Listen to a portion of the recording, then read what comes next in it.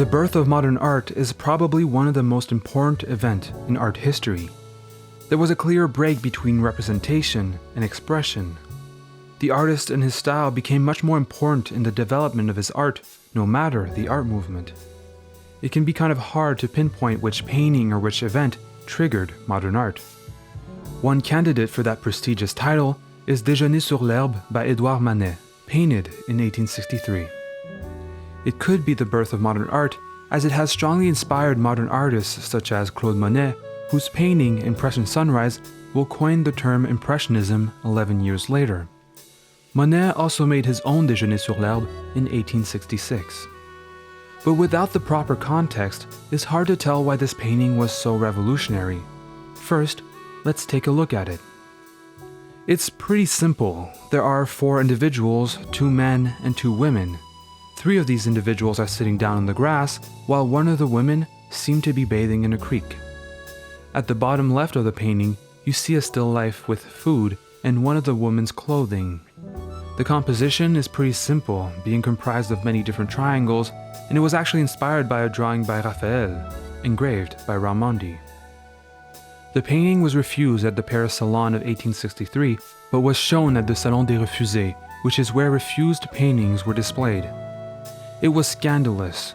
Many people laughed at it, as it was judged for being poorly crafted and because it simply didn't conform with artistic norms. Let's see how. The size. The painting is 208 by 265 centimeters, which makes it extremely large, especially for a painting depicting this kind of subject. Large paintings were reserved for religious or historical themes, not a trivial lunch in the woods. By representing this subject on a large canvas, Manet is, in a way, undermining what usually gave epic scenes their interest. The bather. There's the bather in the back, who wouldn't be problematic if it wasn't for the fact that she's disproportionately large. So much so that it almost looks as if she's floating on top of the 2 men. The creek in the back seems to be quite far, and the small bark supports this illusion of depth, yet the woman is way too big, especially when you compare her to the boat.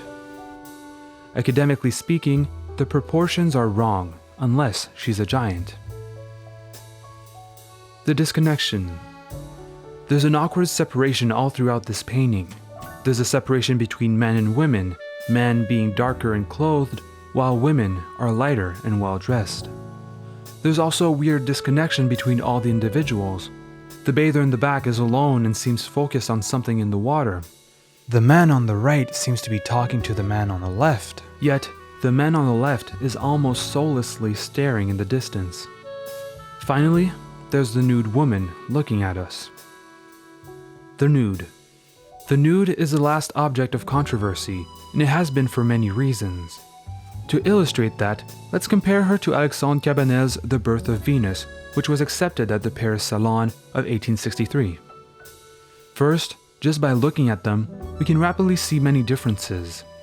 On Manet's nude, you can see the brushstrokes in the nude's face and all over her body, while in Cabanel's nude, the brushstrokes are delicately camouflaged in conformity with artistic norms. The shadows are also very different.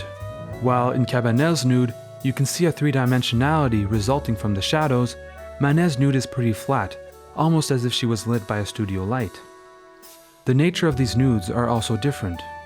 Venus is the Roman goddess of love, and gods are often traditionally shown nude, but Manet's nude isn't a goddess.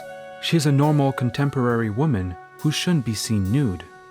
It was considered vulgar to see a naked everyday woman, especially with her contemporary clothes on the ground, showing that she could be dressed, but she decided not to.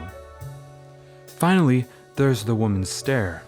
We can't really tell if her stare is defiant, if it's inviting us in the painting, or if it's confronting us, as if we were caught observing a scene we shouldn't be looking at. Either way, the nude is engaging with the audience, which can be quite off-guarding. If we take a last look at Cabanel's Venus, we can see just how nudes were made for contemplation. Nudes were meant to be looked at and to relish. Manet's nude is not an object in that sense, as she's not there to be stared at. She's engaging with the audience, perhaps making them question on the nature of their intentions when looking at a female nude. Here's Émile Zola's take on the reaction of the public.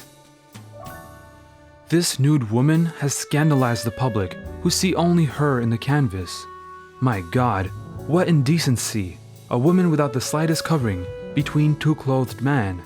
That has never been seen. And this belief is a gross error, for in the Louvre there are more than 50 paintings in which are found mixes of persons, clothed and nude. But no one goes to the Louvre to be scandalized. The crowd has kept itself moreover from judging Déjeuner sur l'herbe like a veritable work of art should be judged. They see in it only some people who are having a picnic, finishing bathing, and they believed that the artist had placed an obscene intent in the disposition of the subject, while the artist had simply sought to obtain vibrant oppositions and a straightforward audience. Whether the conservative reactions to this painting were called for or not, they definitely contributed to a shift in art.